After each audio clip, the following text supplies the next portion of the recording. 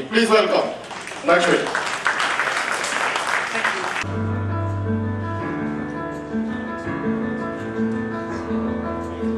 Welcome to today's refreshing conversation. Today's guest is Shubhendu Sharma, a young entrepreneur who's taken up the challenge of urban afforestation in India. Aforest is a business that is creating maintenance-free native forests in urban spaces. Shubhendu Sharma, the founder of Aforest, has adapted the Japanese Miyagi method to bring back trees lost to development. His dream is to nurture pockets of biodiversity in our homes, schools, offices and factories. Shubhendu, tell me, why Aforest? Today, we are making around 117 cars every minute. And in the very same minute, we are losing 36 football fields of forest. And that's the reason we have a company like Forest, which is an end-to-end service provider to give you a 100-year-old forest in just 10 years. Tell me, how does the Miyagi method work? I mean, how do you get, a 100-year-old forest? In 10 years? Yeah, in 10 years, exactly. Okay. So when we make a forest using Miyagi method, we start with the soil survey. So we find out what all nutrition the soil lacks. We do a native species survey of that area. I survey these species and make a database of all the species. Out of this database, based on the soil condition, we develop a species list.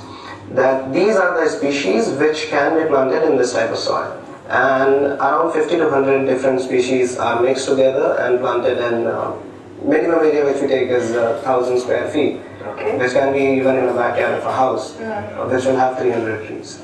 Tell me, how much would it cost me to put up a 1,000 square foot forest? In Bangalore, it will cost around 1.5 lakhs. 1.5 lakhs. Yeah. And that's the entire cost of the entire... Including everything, the trees, including the soil work which we do, including the manpower, the machinery. So what's your goal in terms of, let's say acreage? How many acres of forest do you want to bring back? Do you have a goal like that? Okay. So the goal is to bring back the entire forest cover which we have lost in the cycle of development. How much is that? And or at least what percentage would you say? So in India, the ideal forest cover which our country should have is 33%, and right now what we have is 24%.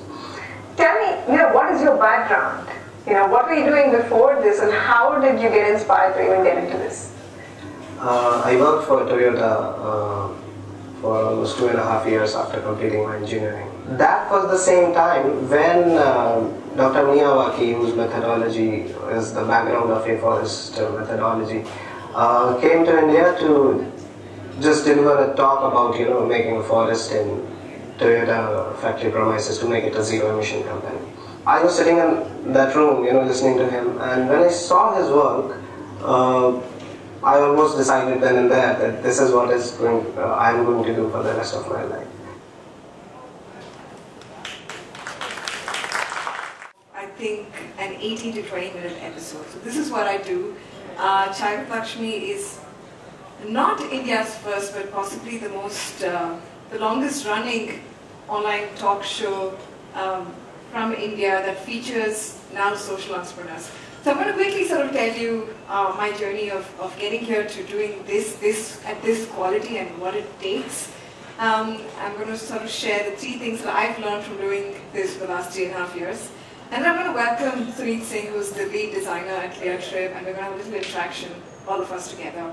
But before I start, I must say I'm absolutely thrilled to be here. I love the energy in the room, and it's great to have been invited by IndiBlogger to meet all of you and to talk. So I'll be really happy to meet you post this session and find out more about what you're blogging about. If you have any questions, happy to answer those as well. So I come from a mixed background of social research, social work. I ran away from home at 18 to do social work, and I did not flunk in college. I left college. Then I sort of, transitioned into social research for documentary films for BBC Discovery, stumbled into modeling, and then sort of transitioned from there into anchoring, took a career break, qualified in marketing. So I've done a few different things, and I was completely lost in my career before I discovered what I really wanted to do. So a few years ago, maybe 4 years ago, I was a marketing consultant, and I really started interacting more and more with entrepreneurs, and I really loved that. So I said, I'd like to blog about these interactions. I'd like to meet more entrepreneurs. I find them very interesting and inspiring. One thing led to another. I did my first sort of video blog interview with a little, Olympus digital handheld camera stuck in front of me, remote controlled it, and two of us sat there in front of the camera, and the sound was so bad. And I tried editing it, and it took forever to edit it. And then I realized if I want people to watch one of these videos that I make, I'll have to put in a bit more effort. So I went to a video production house, and I asked them how much it would cost to make this, and it cost a bomb. For someone who's not going to make money off this, it costs a lot to make a good video. I tried it anyway, and my parents were like, this is ridiculous. First, you don't know what you're doing with your career. You don't have savings, and you want to start something that requires so much money.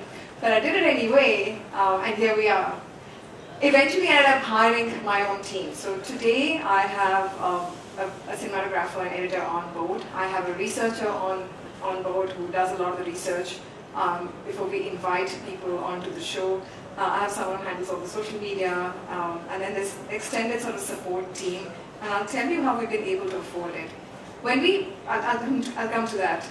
When we started, so there was these videos that were sort of made on a shoestring budget. But I went all out. I made 3 videos a week for an entire year, and I burned out.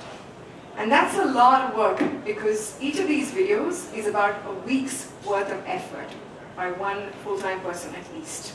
Even whether you make them for 5 minutes or for 20 minutes, if you want to give them the quality of storytelling that they have, so it's not just a conversation, you want to go to people's homes, offices, wherever the work is happening, you want to cover that, and you want to feed that into your story. You want to know what they do even before you invite them on the show. You want to ask them interesting questions, and then all the social media around it, figuring out how your descriptions on YouTube, your tags on YouTube, monetization, etc. It's a lot of effort. So somewhere along the line, I realized that everything else that I'd done before I started Chai with Lakshmi was adding up to something, and that was filmmaking. So I had a team that loved telling these stories, and we could make films. So we became, unlike what we started off to be, we became a film production house, right? So the business is actually called Red Bangle, and Chai with Lakshmi is owned by Red Bangle.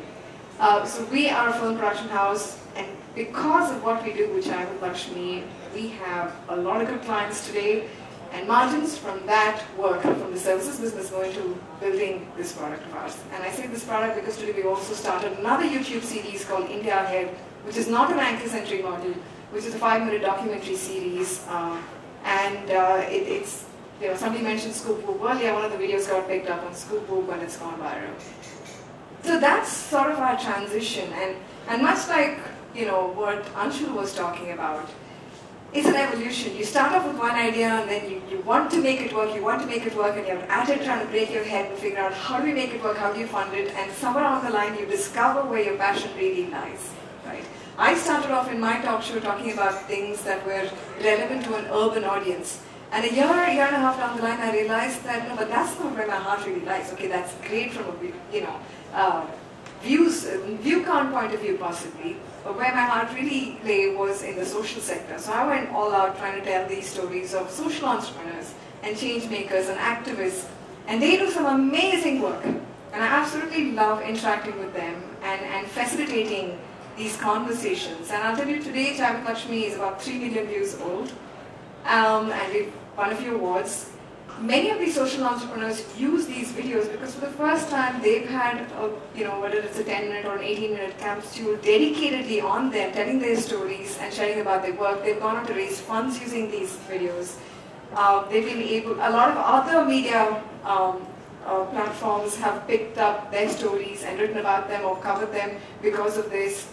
People went on to win awards, etc. So this is not about just me doing a video blog. I see this as storytelling. And I think that shift in my head and realizing that this was about telling the stories of other people really made a huge difference.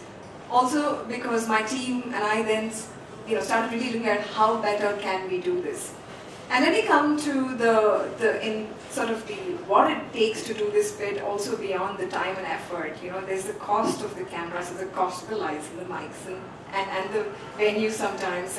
I don't want to scare you, but if you're going to, I think it's time that we had more video bloggers in India.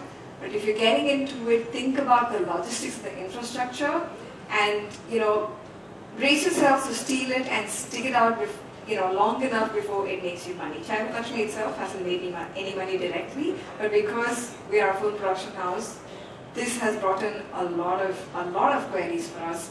We've made over 180 films for clients, and these include everyone from a Dell and SAP to smaller clients. Even some of our social enterprises which we've featured have gone on to become clients of ours. And this is all incidental, this is all organic, which brings me to sort of the three things I've learned from doing this for the last 3.5 years. First is, I think you have to be really open to how you actually discover what you're truly passionate about. We might think that we enjoy something, we might think that people would want to consume something that we're putting out there in terms of messaging and communication, but maybe that's not really it. You've got to be really open to how the dots line up and connect, and what you love doing, because when you really hit that point, when you're doing what you love doing, and Amit mentioned about sleeping and waking up and eating the ideas that go into, that he publishes on Lebanon, it's that. When you hit that spot where you love what you're doing, it'll come through in your work and people will lap it up for what it's worth. Of course, it takes time to get there for a lot of us because we have so much social conditioning to fight. The second thing that I learned was about adapting and learning. Adapting because I started off as one thing. I just wanted to be a blogger and a consultant, and then it led to another thing altogether, and I have a business that's today profitable thanks to doing, going on a wing and doing what I did, which I would actually. Third thing is the team. You cannot do videos on your own, even if you sat and did it full time. How are you going to fund it? Because it just takes so much energy. I have a young team that feeds me a lot of ideas. They're very, very passionate about what they do, and today they lead this as much as I do, and I think that's a great, great blessing. I don't think there's much else that I was going to talk about myself, won't really. I will take questions, but I'll move on to the second half, sort of the second part of this this session, this time, which is welcoming Sunit Singh, the lead designer at WordUp. Sunit, here you are.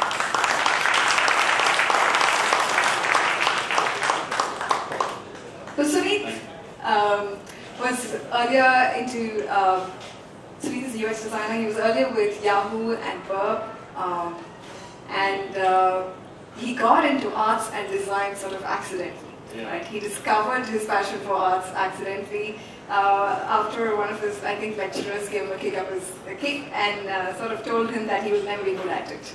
Yeah.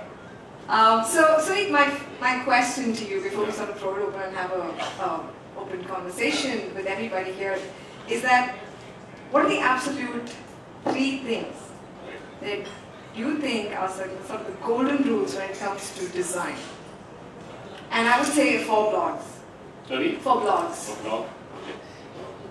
So, I think first of all, I'll resonate what basically a lot of people were saying this morning, starting with, have you ever seen? You can, yeah, sure. Okay. So, Amit and Anshul was speaking about content and why content is most important. I think if you look at most of the trends on blogging right now, actually, as far as design goes, what's happening is basically instead of people adding stuff, it's about removal of things, right? So I think what's happening is people are kind of figuring out that at the end of the day, what really works is good content.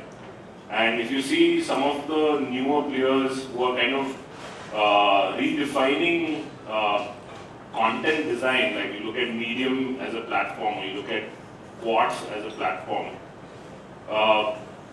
the design is very, very minimal, and the whole focus is around content. So I think in terms of, if I have to look at 3 things, right, it would be basically typography. Like typography makes a big difference in readability, right?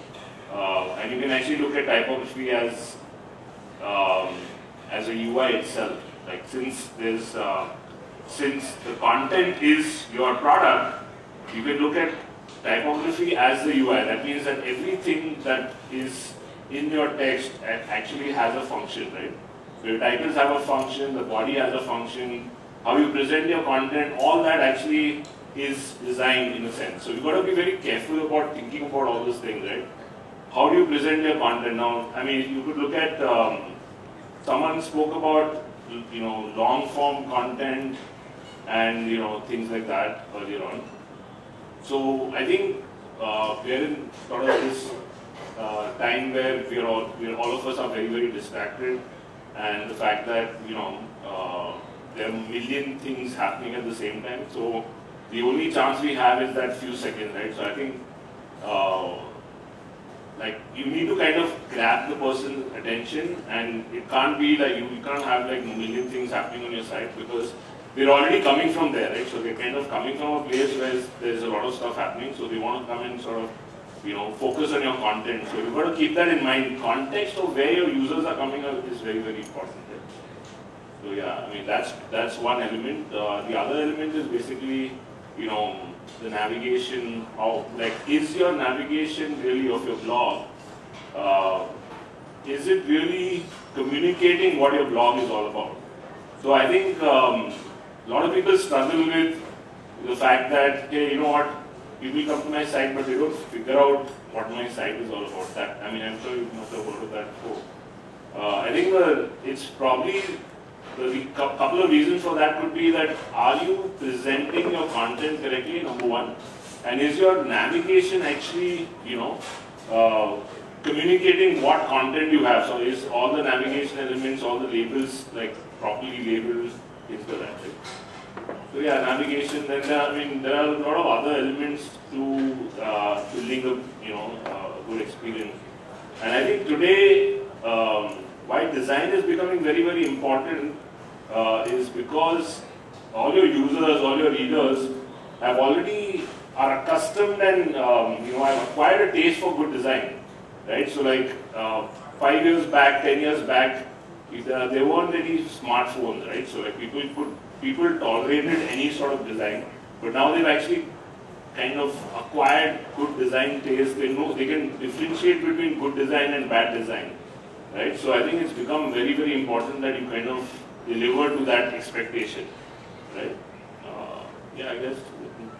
Okay. I'd like to just add to your point about content. I mentioned quality earlier, but I think it's important to clean up. Like, that's something I think Amit mentioned. It's so painful to spend a lot of money and time making videos, but we actually went and deleted about 100 shorter snippets of Typography episodes 2 months ago. One of the most painful exercises to undertake, but we had to do it because, and then suddenly we saw viewership go up because people were able to find the full-length episodes easier. So it's a very important thing to step back and to be able to let go. It's part of evolving and growing. Right. No, I think I think from a design perspective, that's what we always do, right? In a sense, for us, like I think Amit also raised this point.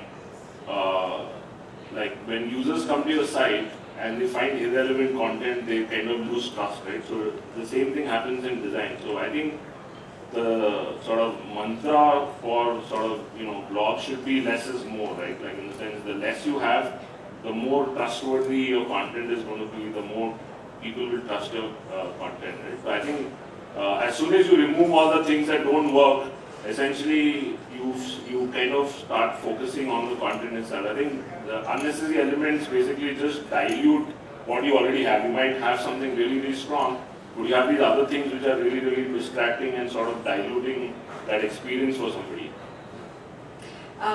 Sunit, we spoke about this yesterday, and I was hoping we'd be able to share with everybody sort of a few good examples of great UX amongst blogs. Sure. Yeah, so I've got a bunch of. So I think I picked these examples to illustrate the fact that if you think about it, we're talking about less is more, right? What's happening is because more and more people are actually consuming content on various devices that come in different sizes, I'm clearly seeing that design today is moving towards a direction where everything is mobile first, right? So if you see all the examples that I've picked, they've been actually designed, even though this is basically a desktop image. Okay. Just give me a cue. Yeah, okay. So can we go back to the previous one? Go back? Yeah, okay. So we move on to the next one. Yeah, so I mean, I was talking about typography, like in the sense, every element on your page actually has a function. So if you notice here, there's, like you can actually set a sort of a visual hierarchy in your design, so that you can actually, you're in a way communicating what is important and what's not important. Let's move on. And I think it becomes very, very important, it becomes even more critical on a mobile device, because like, in a small screen, like there's there's a chance of people not being able to figure out differences between different elements. So, and I mean, this is a good example on how like you can actually use good typography for that impact, right? So yeah, these are just some examples that actually are where typography is being used very effectively. So, I mean, before I actually get into more, I'll just give you some context, right? The only sort of exposure I've had to blogging in any way is basically, I do blog on the Creative site, and I've also designed the blogging platform for the Creative site.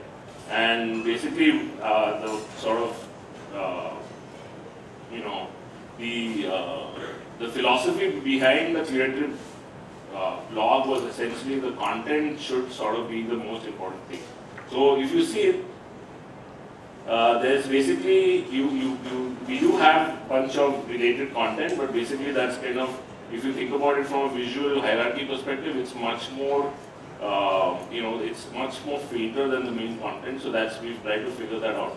And the other sort of other experience I have with anything to do with blogging is basically I've been helping my wife put up a parenting site, and I'll just talk about a little bit about how we've been able to bring that sort of responsive design across multiple devices. So if you can move on. So yeah, this is what I've been helping my wife with. Basically, it's a parenting site, and this is what you see in a desktop. This is what a desktop version looks like, and then move on. This is a tablet version of the same site, and this is a smaller version of tablets, right? So basically you have your iPads, then you have your Nexus 7, and this is how the site gets responsive, and then basically you come down to a mobile phone, right? So I think we're trying to basically like find that right sort of balance between how we move from a desktop experience to a mobile experience. So yeah, I was talking about navigation design, right? Basically the fact that, when someone lands up on your site, it should kind of communicate what your site is all about. I think there are two types of navigation elements, essentially. There's basically your primary navigation, and your primary navigation should really, really focus on the content and what content you have, and then all your other elements like, for example, about us or contributors or get in touch, those are elements that people will anyways find, right? You should not kind of, between both of these, the non-content specific stuff should be obviously like in terms of, prominence should always be much lower in terms of the visual weights and stuff like that. I was in fact even talking about the primary navigation, trying to really communicate what the product is. So at a glance, people should know what to expect in the internal pages. And navigation, if you think about it, on a mobile becomes more and more challenging. So these are some of the emerging patterns, right? Basically, you have a hamburger icon. Those three lines are essentially like more commonly known as a hamburger icon. So that's, you basically see the navigation expanded over here. So the other element is basically, when I was talking to Vinny, earlier on, a lot of people were basically, had concerns about usability of their blogs and stuff like that. So I think since there are so many users actually going to, in fact, you should take it for granted that your next reader is actually going to come from a mobile device, right? I mean, you need to be prepared for that. Like, it's happening right now. Many of your users probably have never seen your desktop version of the site, or probably will never see your desktop version at all. So if you look at your site or your blog from that perspective, it changes a lot, right? So, like, whatever decisions you make, like when it comes to your site, you need to keep the mobile experience, the tablet experience, critical. I mean, you need to think about that very, very seriously. It's not, I mean, you cannot look, you cannot look at it as something that is a smaller version of the website. It's basically, it is the primary experience for a lot of users. So you need to kind of be very, very sort of, and I mean, in terms of usability,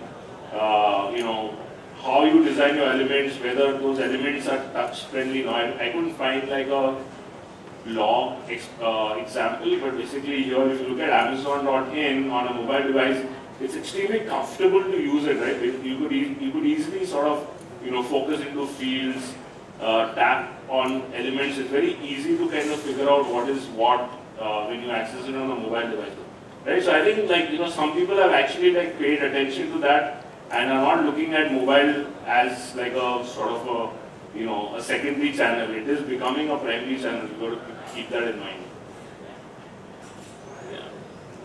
So some patterns that are emerging. I think somebody mentioned about there were concerns about how do you keep users engaged and how do you reduce the bounce rate and stuff like that.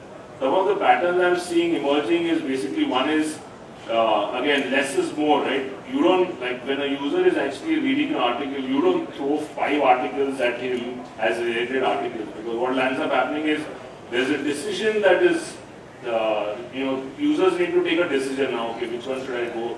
Which one is most relevant? So I think it's probably makes more sense to just figure out what is that one article that this guy might be interested in and just present that, right? So I think like Medium has done a pretty good job over there. And this was another example that someone pointed out again, right? You could just basically, like, after one article, you could just basically like, get the next article below, so it's kind of an endless scroll. Right? I think there's probably a lot of engagement that will happen through this. Yeah. So these are some examples Anshul talked about BuzzFeed, and I just wanted to basically point out like why these could possibly be very, very distracting, right? So if your content is really good, I think people will actually share it no matter what, right? Like, in the sense, those Facebook icons and your sort of Twitter icons are not going to basically help. I think it's a big distraction. If you look at Huffington Post, you basically covered up almost like 20% of the screen, and you just have such a small area to sort of play with, right? So I think you need to be very careful about this, and like, there is no social media optimization as such, right? It's just basically, if you have good content, if you look at Medium very, very closely, they do not have any sort of social media counters anywhere. There's no extra element of okay, how viral did this content really go, right? It's really about the content itself. So, like, if the content is good, it will actually come to you, right? I mean, it will go to the right audience if the content is good. Yeah, I think these were some of the examples I thought might be helpful. So I had a question in response to what you just shared. Now, for a lot of us bloggers, we're not going to invest in getting a web design team, and we definitely can't afford you to come design our websites and blogs for us. So we're going to turn to places like Theme Forest, where we can buy a theme and possibly install it like on a WordPress platform, right? Sure. So what are like the top 2 things you would say we should assess? What are 2 things that we should based on which we should assess a theme that we want to buy? So I don't know if these these platforms allow you to preview these themes. Absolutely do. If they do allow you to preview these themes, I think it's important to actually like check the experience across all devices. Like, open it up on a really, really low-end phone if you can get access to. Open it on a tablet, open it on a desktop. just make sure that it delivers to the promise of each of these users, and it's not only, it's just not looking great on a desktop and it kind of looks, or rather it's not so friendly on a mobile experience. So I think that would be the primary element to take into consideration. Apart from that, I think obviously, performance of the template itself, a lot of devices nowadays are, inherently capable of rendering much sharper images. So if you see that, you see an iPhone or even most of the Android phones actually need a 2x version of every image, right? So for example, your logos, they need to be much larger than the physical size that they appear at, so that they look really sharp. So these are sort of these small things that make a difference, because, I mean, let me tell you, your users are actually experiencing really good, websites and apps in any case, right? So in the sense, you've got to live up to those expectations. Great. Okay, I think, was there questions? A big round of applause for Sunit.